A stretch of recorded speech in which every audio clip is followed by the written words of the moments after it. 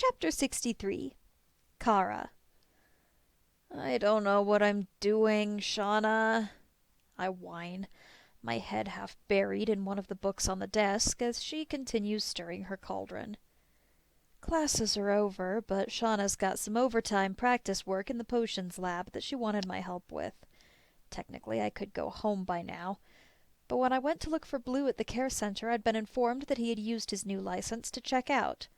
I want to give him a little more time. Dancing is one of the few things that he's told me he genuinely likes, and I certainly haven't been giving him enough time to work on the skill. My mind flashes to the few incidents where I'd tried to make him a little workout area in the living room. He's got impeccable form, and he's incredibly flexible. I'd only once made the mistake of trying to keep up with him during one of his drills. My whole body ached for days. Stars. My mind replays the memory over and over. The wide smile that Blue hadn't been able to contain as he helped correct my posture, as we worked through stretches together. He was so confident, so sure in himself. It's hard to believe it was only weeks ago, but it gives me hope. No matter what we've gotten there once, there has to be a way back. Though I wonder if that kind of confidence in his position is compatible with keeping him as my familiar. "Look, it wasn't a great casting, but it's nothing to go crazy over. Almost no one's still talking about it." Shauna's speaking like it's only rumors, and not someone's life hanging in the balance. She picks up some green nettle and stirs it into the pot. There's a warm, almost mulchy scent coming from the pot now, and I furrow my brow. She hasn't told me what she's making, and it doesn't look like anything that we need for class. "I'm not worried about my grade, Shauna. Blue's not getting better." I hedge. I still don't know exactly where Shauna stands. She treats her familiar well, at least in public. He isn't some cowed figure waiting at her beck and call. He seems to have a fierce loyalty to her, almost actively wanting to be in the same room as her, craving her attention and praise. Still, I'm not sure how well she'd react to my concerns about Blue. Most sources say this kind of behavior should be punished until it stops, or even suggest that familiars reacting like this are simply too broken and need to be replaced. It's a harsh reminder. Familiars don't get chronic health conditions, they get replaced. "Oh, come on! He's back on his feet!" She says it like that's the main issue here, like she didn't panic when Ande's winter drive to sleep fully set in. But he's not. I feel the fight leave me as another layer of exhaustion settles over me. I don't have the strength to argue about how Blue's acting despondent. I barely feel like I have the strength to stay awake for this conversation. As much as his body is healing from the experience, he's not recovering mentally. "Come on, it'll get better with time, I promise. Ande took a couple of hours to get back up into good condition." She says it like she's just any other mage, using her familiar as a conduit, and that's the only thing that concerns her. As though she didn't lose her mind trying to care for her familiar when he had started showing signs of fatigue. She hasn't even called on him to assist her in the lab today, though I had seen him dozing in the care center when I dropped by earlier. She's full of mixed signals, and I don't know what to trust. Either way, her reassurance doesn't make me feel better. "Here!" she says triumphantly, passing me a glass potion bottle filled halfway with a murky, almost green-tinted silver liquid. "What exactly is this?" I finally ask. I've lost track of what she's put in it, and I have no idea what the potion is even intended to do. This isn't a potion that's from our textbook. "What use are you if you aren't going to test my potion?" Shauna puts her hands on her hips and sighs dramatically. "I am reasonably certain that the potion won't kill me. Shauna's given me an excuse to loiter on campus, and this is a fairly simple ask either way." Fine, fine, but what is it supposed to do?" The liquid is oddly warm as I swirl it around in the potion vial. It's supposed to make it easier to connect to ley magic, but I switched out some of the components. It should make it a little stronger. She reads out from her notebook. The unnatural heat of the potion stays consistent to the point that I can almost feel the slide of it down my throat and into my stomach. Unsurprisingly, it tastes terrible. Just like most properly made potions. For a moment, nothing happens. But then my whole field of view turns on its side. It takes a second for my brain to catch up with my body as I realize I've fallen out of my chair. Everything's beginning to swirl around me as the world changes colors, fluctuating at such a speed and intensity that I'm sure I'm going to throw up. But as suddenly as the overwhelming tide of sensory information takes me, it drops me. I'm stuck there, gasping for my breath on the floor as Shauna tries to move me back into a sitting posture. Kara! Kara, are you okay? Her voice is strange, like she's speaking through an echo.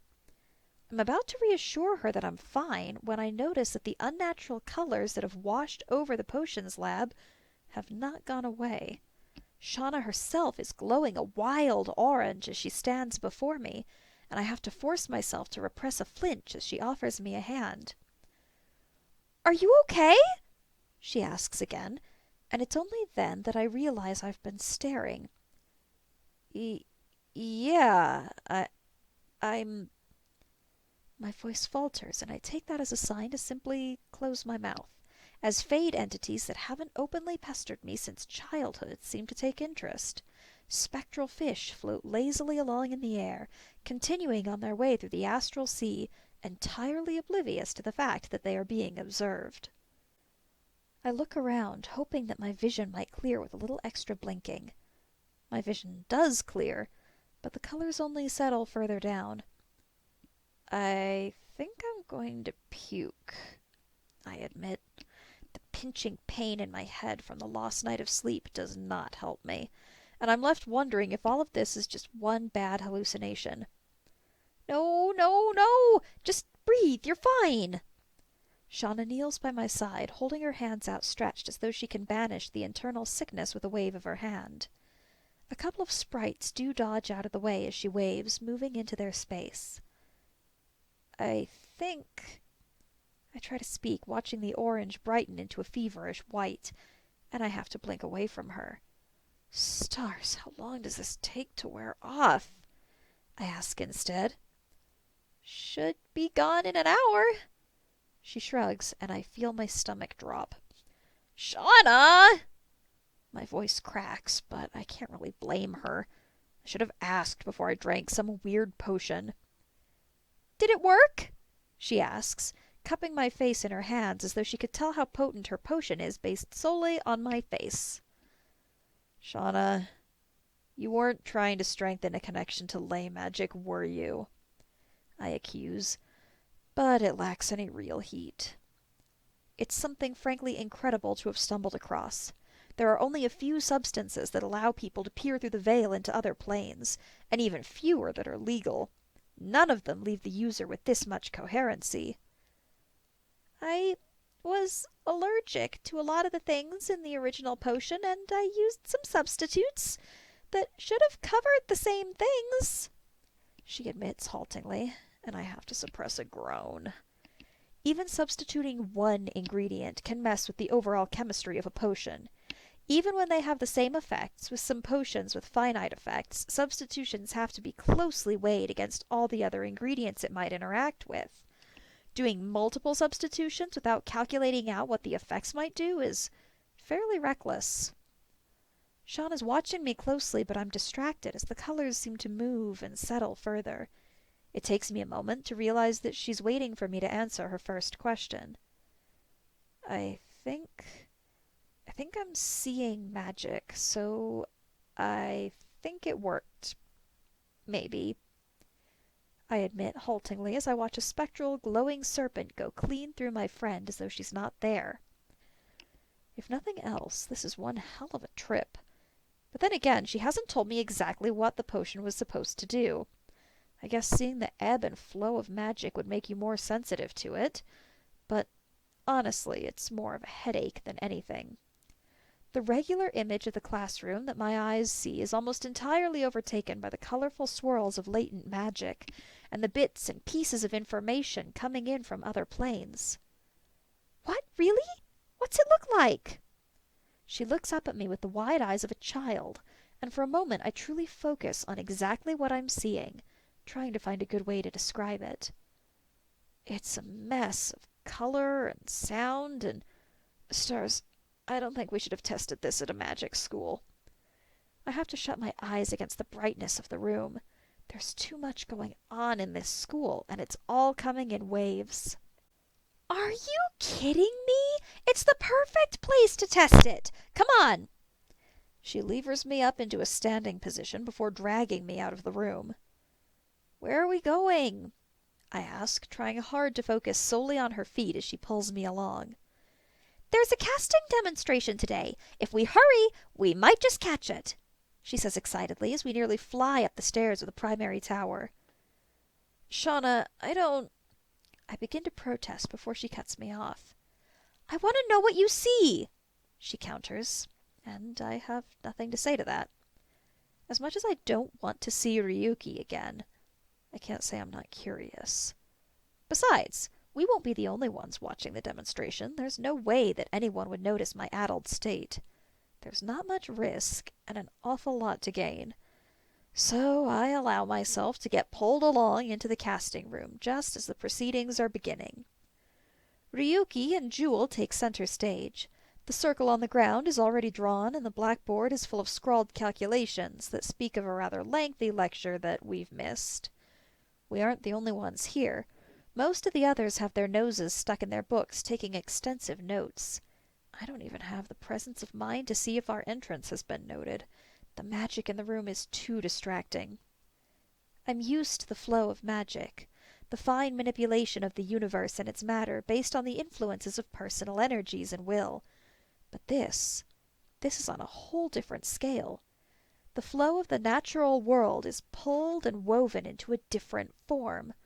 All of the twisted energy is pushed into Jewel, and for a moment it accommodates into this alternative form, settling as energy does into the new shape. Jewel stays still, but the energy does not. As the spell continues, the pull from the caster draws the energy in swirling arcs. As Jewel remains in position, it's easier to see the tension building in their body than it would be without the potion's aid. Jewel fights to stay still, their tense body nearly vibrating with being the conduit for this power. Far from calming the building energy, the stillness only makes the energy lash out.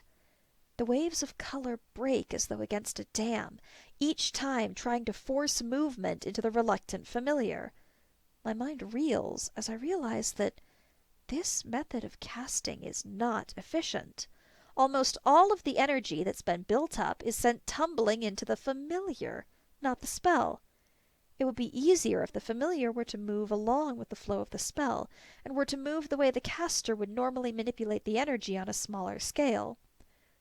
An idea strikes me as I watch the energy pull at the familiar again in an effort to move in its natural path.